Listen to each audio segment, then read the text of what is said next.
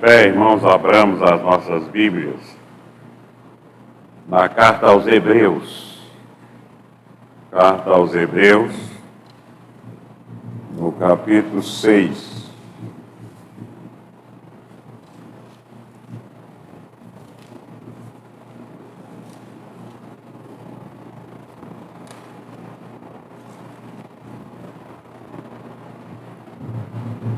Carta aos Hebreus, capítulo 6, versículo 18.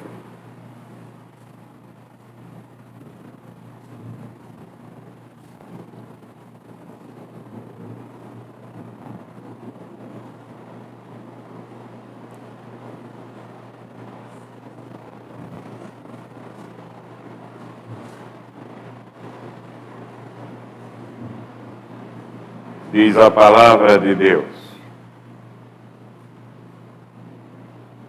para que, mediante duas coisas imutáveis, nas quais é impossível que Deus minta, forte alento tenhamos nós que já corremos para o refúgio, a fim de lançar mão da esperança proposta. Oremos. Pai, continuamos aqui, ó Pai, na Tua presença. E agora, Senhor, sentindo a Tua presença aqui, queremos entregar ao Teu povo a Tua mensagem. Por isso, Pai, para que nos unja, para que possamos falar exatamente aquilo que Tu queres. Mensagem, que sejam iluminados para que possam entendê-la. Porque é impossível entender a Tua mensagem apenas com a inteligência humana. Que o Senhor Deus, Tu, ó Pai, nosso Deus, nos abençoe. Amém.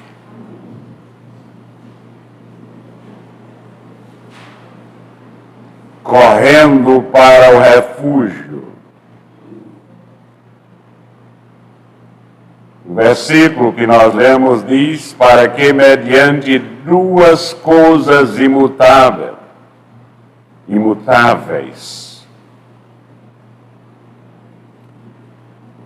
Quando nós nos referimos a Deus, e o escritor inspirado por Deus está se referindo a Ele, no que diz respeito a Deus, tanto que Ele fala, tanto que Ele diz, como o que Ele promete são imutáveis. Não muda, passa o tempo e não muda. Nós temos uma dificuldade enorme. Aliás, o ser humano sem Cristo no coração não entende isso. Porque acontece exatamente o contrário com o homem. O que acontece com o homem é precisamente o oposto. Sua vaidade, seu orgulho leva a sua palavra a não ser confiável. Maldito aquele que confia no homem, porque a palavra dele não é confiável. A palavra de Deus é descrita de maneira diferente. Ela é incorruptível. No Salmo 12, 7, nós lemos que é como ouro, 7 vezes depurado. Como ouro, 7 vezes depurado. Até o inimigo de Deus, ele tem que admitir que Deus não mente, que Deus não muda, que Ele é o mesmo. Há mais de 5.000 anos Ele é o mesmo. Nós temos um testemunho disso que nós estamos falando, para vocês não pensarem que é só palavra do pastor Silas. Em número 23, 19, Balaão, inimigo declarado de Deus, foi forçado a dar este testemunho. E qual é o testemunho que Balaão dá? Deus não é homem para que minta, nem filho do homem para que se arrependa. Porventura, tendo ele prometido, não o fará, ou tendo ele falado, não o cumprirá. A palavra de Deus é fidedigna, ela é verdade absoluta. Quando a esta palavra Deus adiciona promessa, juramento, ela se torna mais do que completa, mais do que perfeita. Daqui recebemos, meus irmãos, um forte encorajamento. Nós estamos nesta manhã prestando um culto a Deus que está presente aqui. E você deve se exercitar para sentir a presença dele. É a esse Deus que nós estamos prestando culto. Muitos só querem correr para perto de Deus quando estão sendo perseguidos por alguma coisa horrível, algum fracasso no negócio, algum fracasso nos estudos, algum fracasso na vida, alguma dor terrível.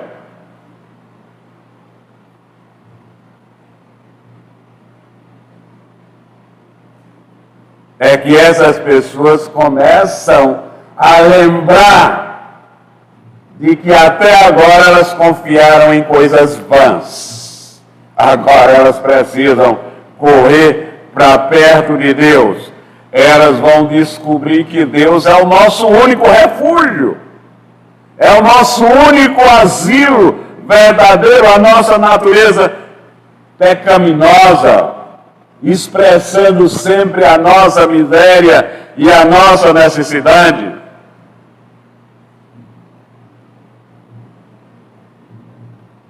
Nos indica, nos instiga a procurar Deus só quando estamos no aperto, só quando estamos em dificuldade. Por isso que, de fato, nós não prestamos atenção que o culto a Deus também é um momento especial de ação de graças. E quando nós pensamos nisso, entendemos isso, nós participamos ativamente também da hora de ação de graças. Porque nós estamos a semana toda nos preparando para este culto. E o momento de ação de graça é exatamente o momento em que nós nos expomos exatamente como somos. Egoístas ou, de fato, comprometidos.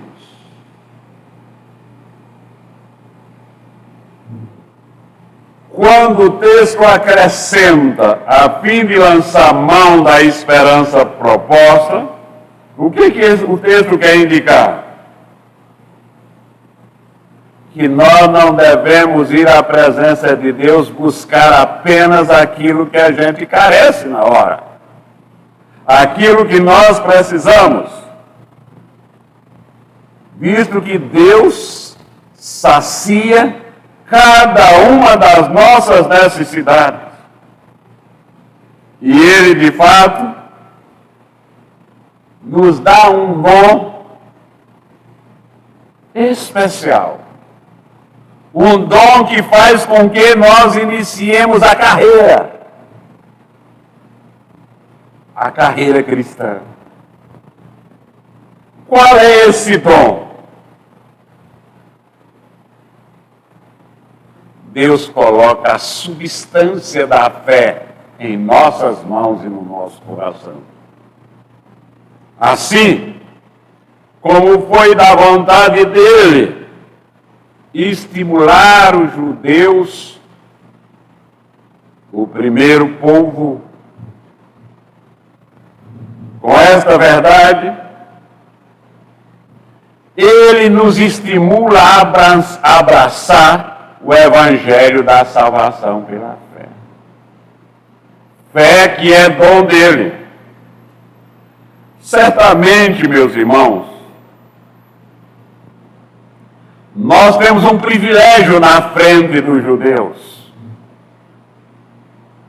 O evangelho ainda não tinha sido revelado tão prática e abertamente para eles. Agora, o evangelho já foi revelado.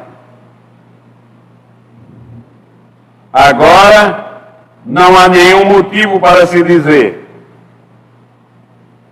como os judeus diziam lá no Velho Testamento, em Deuteronômio 30:12, quem subirá ao céu?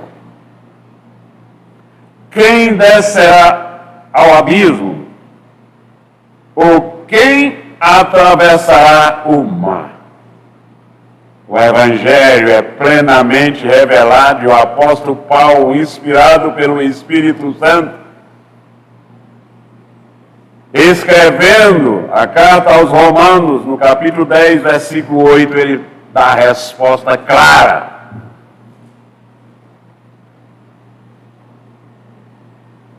A palavra está perto de ti, na tua boca e no teu coração.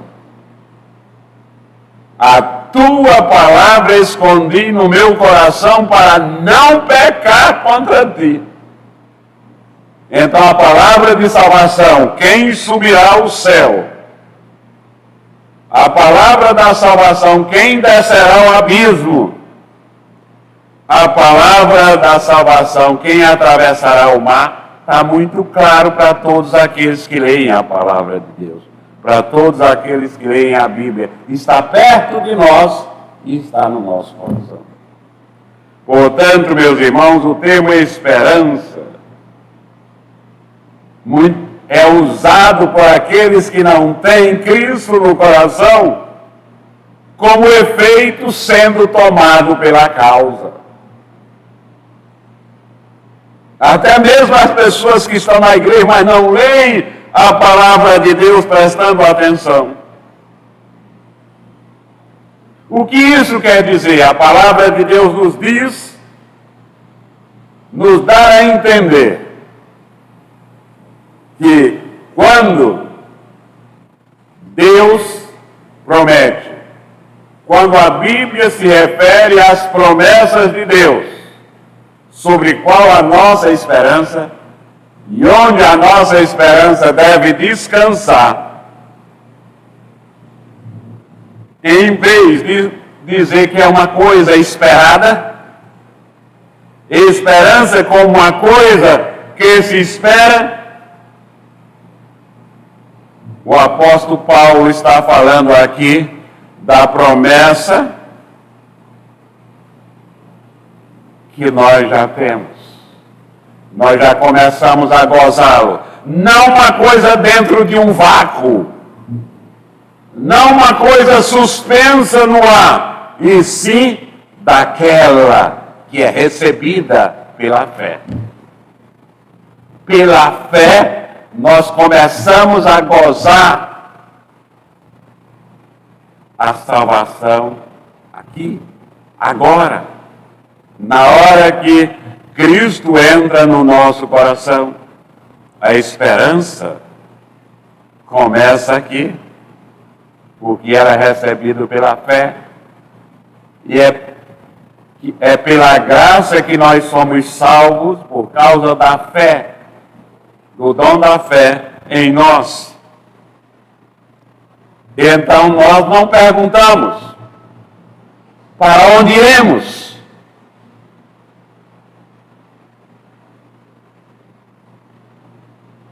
Nós sabemos para onde nós iremos.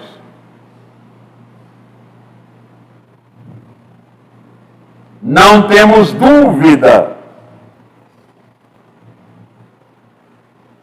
Porque a entrada no reino de Deus e a saída da influência do mundo, a saída do viver de acordo com o mundo está em Jesus. Ele é a nossa entrada, Ele é a nossa saída, Ele é o nosso refúgio. Em meio a todas as adversidades, em meio a todas as tempestades, em meio a todas as lutas, podemos correr para Ele. E devemos correr para Ele. Nós podemos nos jogar em seus braços, como a criança se joga nos braços do Pai, com toda a certeza que vai ser amparado. Vai ser segura. Podemos deixar aos seus pés o nosso fardo. Ele nos convida para isso. Ele nos convida para que nós corramos para Ele e depositemos toda a carga que nós temos sobre as nossas costas,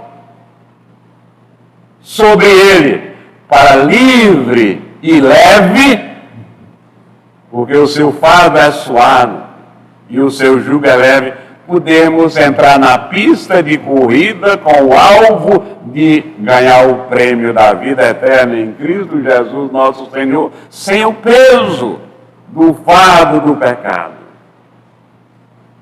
Mas, meus irmãos, prestem atenção. Vamos ser honestos, cada um. Não vamos fazer de conta. Vamos viver de fato e de verdade o que nós somos, o que temos e o que fazemos. Estamos correndo, todos nós estamos correndo. Todo mundo está correndo pela sobrevivência. Em busca do sustento, em busca da provisão, em busca do suprimento. Todos estão correndo pela sobrevivência. Todos estão correndo pelo ter, pelo adquirir alguma coisa material. Somos uma sociedade de consumo. Nunca se comprou tanto. Cada dia que passa, os shoppings se multiplicam. Por quê? Porque nós somos uma sociedade que quer ter para consumir.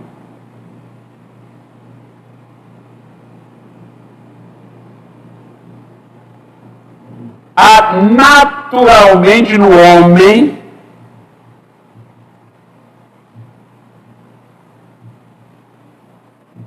sem Deus uma insatisfação. Eu já preguei aqui quando eu afirmei que a única maneira do homem se satisfazer é Deus nele. Porque Deus criou o homem, soprou nas suas narinas o seu sopro, o sopro da vida. Enquanto esse sopro não estiver dentro de nós, nós não ficamos satisfeitos. Há, de fato, uma insatisfação muito grande no coração do homem. É por isso que a grande tentação na qual todos caem, menos aqueles que têm Cristo no coração, é querer sempre mais. Querer sempre mais e nunca vão se satisfazer. Então, corrida pela sobrevivência, corrida pelo ter e nem conseguem satisfação numa nem outra. Agora, qual é o sentido da vida, então?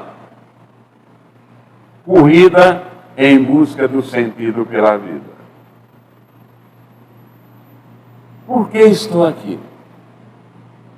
De onde eu vim? Para onde eu vou? E aí muitos vão para o misticismo, vão para o ocultismo, atrás de coisas futuras, atrás de promessas vãs, de promessas enganadoras. E nessa busca o homem quebra a barreira do som, vai à lua,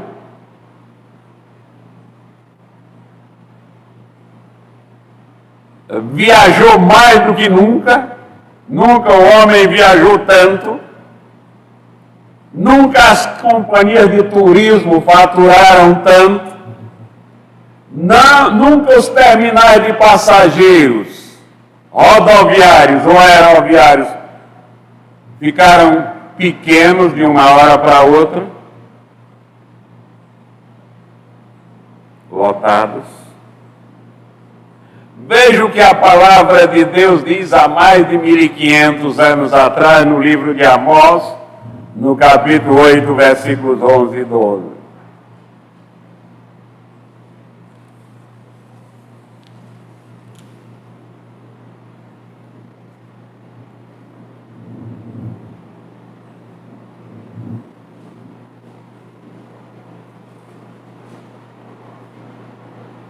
Eis que vem dias, diz o Senhor Deus, em que enviarei fome sobre a terra, não de pão, nem sede de água, mas de ouvir as palavras do Senhor. Andarão de mar a mar, e do norte até o oriente, correrão por toda parte, procurando a palavra do Senhor, e não acharão.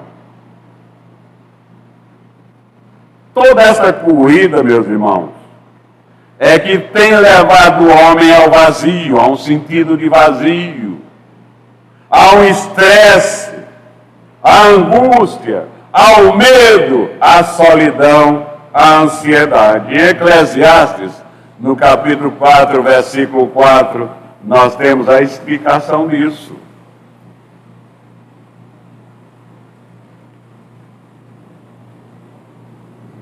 Então, vi que todo trabalho e toda destreza em obras provém da inveja do homem contra o seu próximo. Também isso é vaidade e correr atrás do vento. As pessoas estão correndo atrás do vento, então, em vez de correr atrás de Cristo.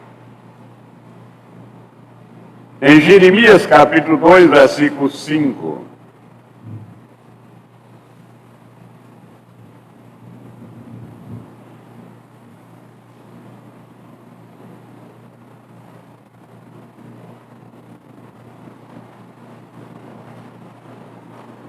assim diz o Senhor: que injustiça acharam vossos pais em mim, para de mim se afastarem, indo após a nulidade dos ídolos e se tornando nulos eles mesmos.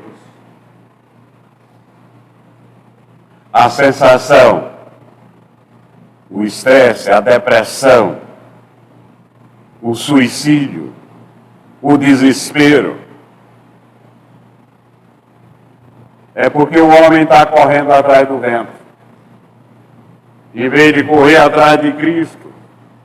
E a sensação então é que eles correm e não chegam a lugar nenhum. É como aquela ilustração que uma vez eu usei aqui, que é um homem preso. A sociedade vive desse jeito. Um homem preso num quarto escuro, com os olhos vendados, à procura de um gato preto que não está ali. Essa é a corrida que a filosofia, a sociologia, a ciência propõe ao homem. É corrida que o humanismo, que surgiu exatamente logo após a reforma protestante para anular a salvação pela graça, ensina, e muitos têm enveredado por ela. Então, meus irmãos, o que é correr para o refúgio?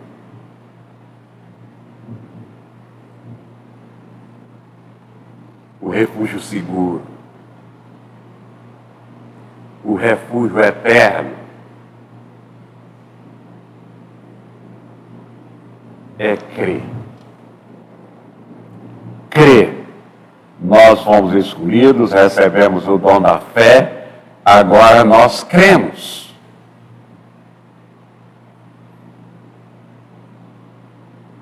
Cremos que a esperança é concreta e nós nos apossamos dela pela fé. A razão pela qual sempre usamos a expressão almas perdidas, vamos levar o Evangelho, que é a luz, para as almas perdidas, é exatamente isso.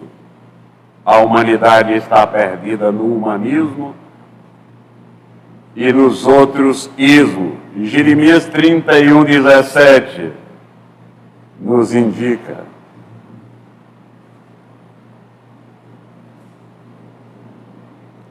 (31, 17), Jeremias. A esperança para o teu futuro, diz o Senhor Deus, porque teus filhos voltarão para os teus territórios. E Jesus Cristo. Palavra de nosso Senhor Jesus Cristo para quem está num quarto escuro, com olhos vendados, querendo pegar um gato preto que não está lá. Palavra de nosso Senhor Jesus Cristo. Vinde a mim todos os que estáis cansados e sobrecarregados, e eu vos aliviarei. Tomai sobre vós o meu jugo e aprendei de mim, porque sou manso e humilde de coração, e acharei descanso para a vossa alma, porque o meu jugo é suave e o meu fardo é leve. A Bíblia está cheia de testemunhos. A igreja dos nossos dias está cheia de testemunhos de Deus mudando a história das pessoas. A conversão é exatamente uma mudança. É um volver, a meia volta volver. Eu deixo de andar a andança que eu estava andando e corro para os braços de Jesus.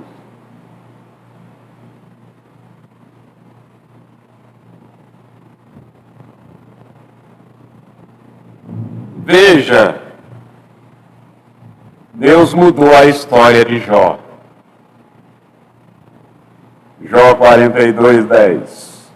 Mudou o Senhor a sorte de Jó quando este orava pelos seus amigos. Jó estava orando. E o Senhor deu-lhe o dobro de tudo o que antes possuía. O Deus para quem nós estamos correndo, além de ser o nosso refúgio, é um Deus que faz. Não é um Deus omisso. Por isso que os filhos de Deus não são omissos. Omissão é pecado. Os filhos de Deus são proativos, não são reativos. Fazem.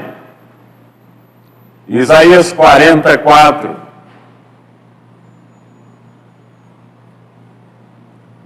Todo vale será aterrado. Você está vendo na sua frente um vale enorme, e nivelados, todos os montes e outeiros, o que é tortuoso será retificado, e os lugares escabrosos serão aplanados. Então, A solução é nos render. Deixar o nosso orgulho de lado. Negar a nós mesmos. Nos humilharmos diante de Deus e nos entregar a Deus e dizer: Senhor, eu estou aqui. Eu venho como estou. Eu sou teu. Agora a gente precisa acreditar nisso. Porque muitas vezes a gente nem vem à igreja ouvir a palavra, nem traz os nossos filhos ou os nossos netos. E depois fica muito difícil trazer.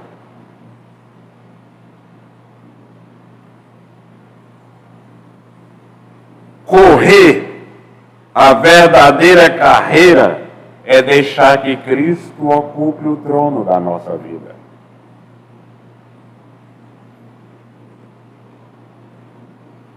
É fazer aqui e agora a declaração firme e verdadeira que Cristo é a vontade, eu sou servo, Ele é o Senhor.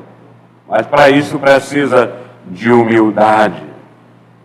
É deixar que Cristo ocupe de fato, entrarei em sua casa e cearei com Ele e Ele comigo. Molda-me do jeito que tu quiseres. E há um salmo muito conhecido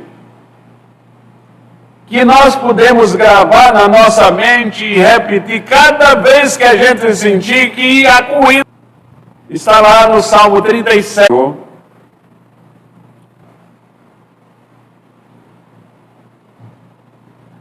Sabe, meus irmãos, é deixar o orgulho de lado, deixar a cegueira de lado e reconhecer que não há outra alternativa. Não há outra alternativa para a felicidade, não há outra alternativa para a segurança, não há outra alternativa para descanso. É só Ele, é só Jesus, a única esperança, a única alternativa. E Ele mesmo diz, lá em João capítulo 14, versículo 6,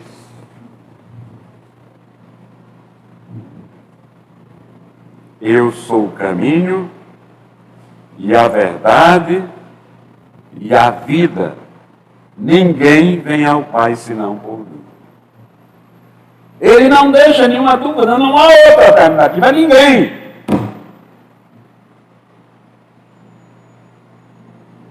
E lembrando o texto básico da mensagem, para que, mediante duas coisas imutáveis, nas quais é impossível que Deus minta, forte alento tenhamos nós que corremos para o refúgio, a fim de lançar mão, a fim de pegar, a fim de se apossar pela fé da esperança proposta. Então, correr para o refúgio é sábio quando nós corremos para nos refugiar em Cristo. O poeta sacro cantou: eu à sombra desta rocha protegido estou.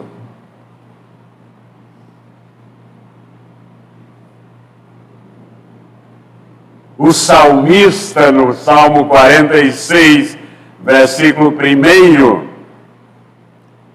ele diz: Deus é nosso refúgio e fortaleza, socorro bem presente nas tribulações. Está tão claro. Por que a gente não tem se apossado dessas verdades bíblicas e decorado, colocado na nossa mente e no nosso coração para ter uma vida feliz, uma vida abençoada?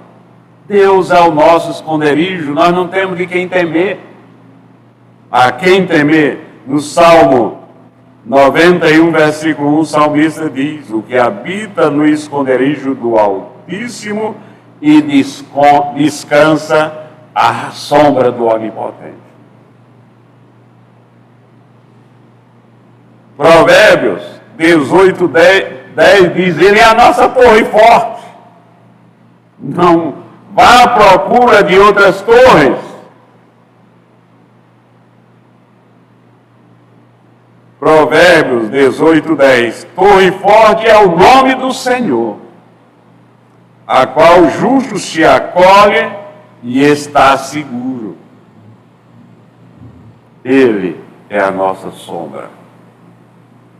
Isaías 25, 4. Porque foste a fortaleza do pobre e a fortaleza do necessitado na sua angústia. Refúgio contra a tempestade, sombra contra o calor, porque dos tiranos o bufo é como a tempestade contra o muro. Concluindo, meus irmãos,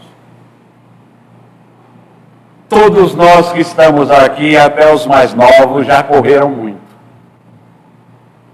Já corremos tanto. Se nós não estamos correndo a carreira verdadeira, a carreira cristã, aquele que não está correndo essa carreira está cansado. Quanto nós temos encontrado que eu já fiz tanto, já corri tanto, estou cansado e nada aconteceu. E nada vai acontecer, porque você está igual aquele homem no quarto escuro, com os olhos vendados, correndo atrás de um gato que não está lá. Corramos agora, então, para o refúgio verdadeiro. Corramos para o refúgio que é Jesus.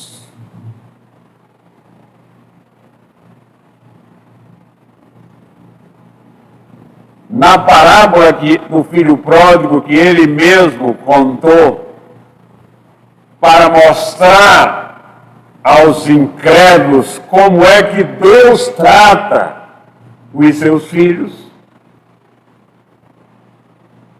No final dessa parábola, de Lucas 15, no versículo 20, Jesus Cristo diz que depois de fazer tudo o que não prestava na vida, depois de correr e ficar comendo junto com os porcos, o filho pródigo lembrou que na casa do pai dele até os empregados comiam comida diferente. Então ele se tocou e disse: vou voltar para o pai. E voltando para o pai, foi recebido em festa. Mesmo que nós tenhamos corrido a carreira do fracasso até agora, aceitemos o convite de Cristo. O que está registrado que o pai disse àquele jovem, e levantando-se, foi para seu pai. Vinha ele ainda longe, quando seu pai o avistou, e, compadecido dele, correndo, o abraçou e beijou. Então, quando nós corremos, o que Cristo está querendo dizer para nós é que quando nós corremos para Ele, Ele corre para nós. Nos abraça e nos beija. Corramos então para Ele. Corramos única e exclusivamente para nosso Senhor Jesus Cristo. Ele é o nosso refúgio. Que Ele nos abençoe, hoje e sempre. Amém. Vamos cantar o Salmo 139.